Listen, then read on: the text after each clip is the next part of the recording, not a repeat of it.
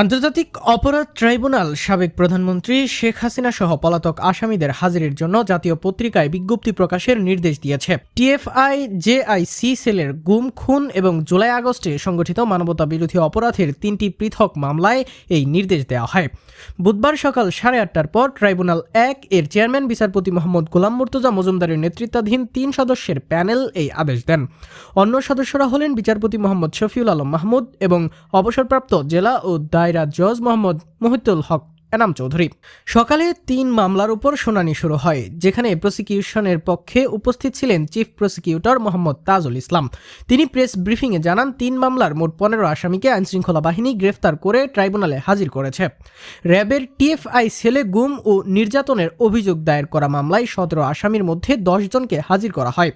Tribunal তাদের কারাগারে পাঠানোর নির্দেশ দেয় এবং শেখ হাসিনা সহ পলাতক আসামিদের বিষয়ে 2টি জাতীয় দৈনিকে বিজ্ঞপ্তি প্রকাশের আদেশ দেয়। বিজ্ঞপ্তি আগামী 7 দিনের মধ্যে অর্থাৎ 29 অক্টোবরের মধ্যে প্রকাশ করতে হবে। একই সঙ্গে মামলার পরবর্তী শুনানির তারিখ 20 নভেম্বর নির্ধারণ করা হয়েছে। জেআইসি বা জয়েন্ট ইন্টারগেশন সেলে গুমের অভিযোগে দায়ের করা আরেক মামলায় 13 আসামির মধ্যে 3 জনকে আদালতে হাজির করা হয়। তাদের বিরুদ্ধেও একই আদেশ দেওয়া হয় এবং পলাতকদের হাজিরের জন্য পত্রিকায় বিজ্ঞপ্তি প্রকাশের নির্দেশ দেওয়া হয়।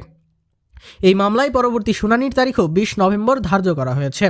এছাড়া জুলাই আগস্ট আন্দোলন ঘিরে রাজধানীর রামপুরায় 28 জনকে হত্যার অভিযোগে দায়ের করা মানবতাবিরোধী অপরাধের মামলায় হাজির হওয়া 2 আসামিকে কারাগারে পাঠানো হয়েছে।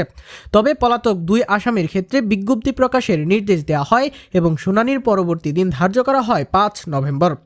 এর আগে 8 অক্টোবর 3 মামলায় মোট 34 আসামির বিরুদ্ধে আনুষ্ঠানিক অভিযোগ দাখিল করে প্রসিকিউশন। তাদের মধ্যে 2টিতে শেখ হাসিনার নাম রয়েছে এবং সেনা কর্মকর্তা আছে 25 জন। অভিযোগ আমলে নিয়ে 11 অক্টোবর 15 সেনা কর্মকর্তাকে হেফাজতে নেওয়া হয়। এই 15 কর্মকর্তার মধ্যে রয়েছে র্যাব, সেনাবাহিনী ও ডিজিএফআই এর সাবেক উচ্চপদস্থ কর্মকর্তারা। তাদের মধ্যে ব্রিগেডিয়ার জেনারেল মোহাম্মদ জাহাঙ্গীর আলম, তুফাইল মুস্তাফা সারোয়ার, কামাল হাসান, মাহবুব আলম সহ আরও অনেকেই আছেন।